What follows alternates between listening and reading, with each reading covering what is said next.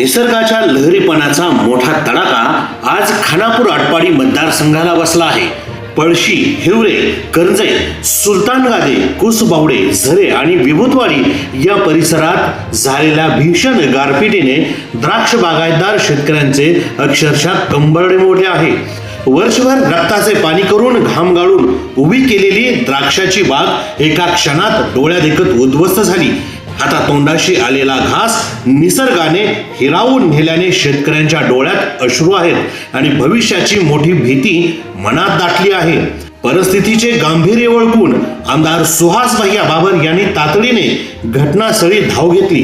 नुकसानीची प्रत्यक्ष पाहणी करत त्यांनी बाधितांना धीर दिला. यावेळी आमदारांनी उपस्थित कृषी आणि महसूल अधिकाऱ्यांना कडक शब्दात निर्देश दिले. पंचनामे तात्काळ करा आणि एकही शेतकरी यातून सुटता कामा नये. कोणावरही अन्याय होऊ देऊ नका अशा सक्त सूचनाही यावेळी केल्या. मात्र ही वेळ केवळ कागदी घोडे नाचवण्याची किंवा पंचनाम्याची नाही. आज बळीराजाला गरज आहे ती खंबीर आधाराची. सरकारने आता संवेदनशीलता दाखवून तात्काळ भरीव नुकसान भरपाई जाहीर करावी, जेणेकरून या संकटातून आपला शेतकरी पुन्हा उभा राहू शकेल.